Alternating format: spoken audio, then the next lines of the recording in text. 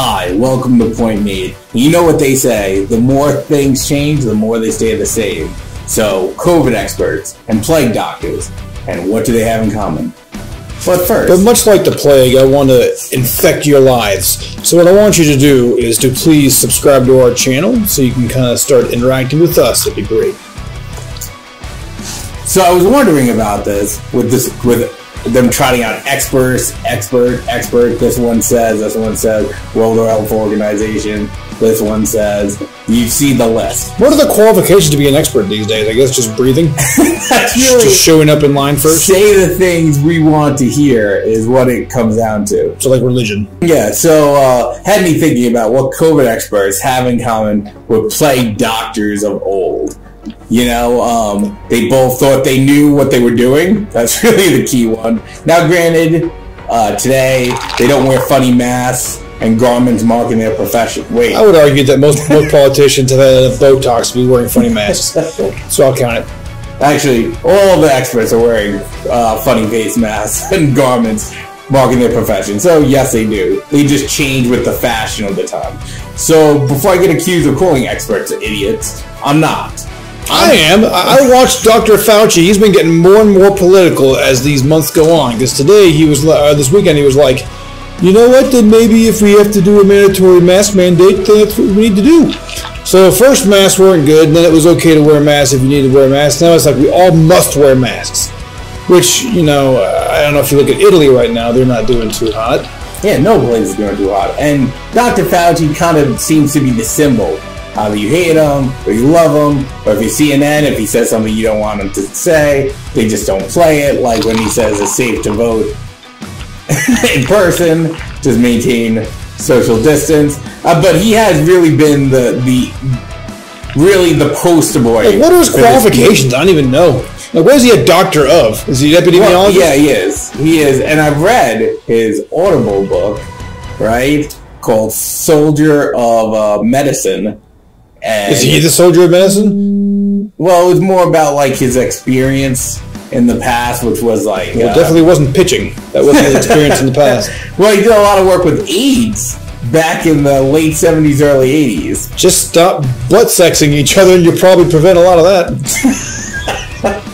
So Dr. Fauci kind of becomes a whipping boy here. Because he has become the face of it all. No mask, then mask, lockdowns, no lockdown. What this is just telling me is now. Don't open your mouth if you don't know what in the hell's going on yet.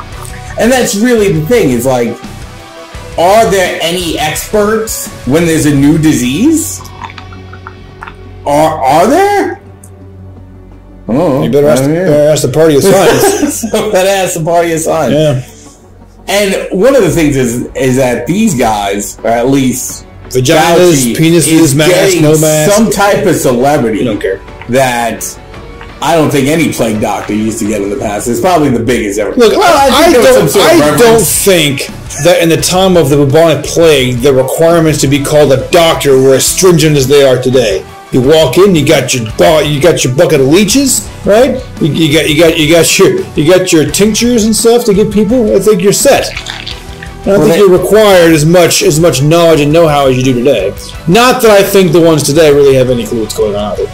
Yeah, I mean, they were obviously treated with some undeserved respect, as we now know more about the Black Death or the Sinian Pestis. But I mean, how do you treat someone who you think has all the answers? You know?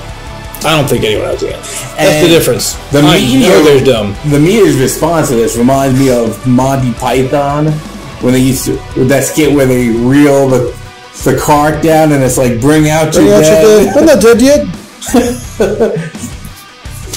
So you have all this going on, and my feeling about this, and I've said it before, is if Democrats were in charge during the Black Death, with these lockdown policies, we'd still be living in the dark ages.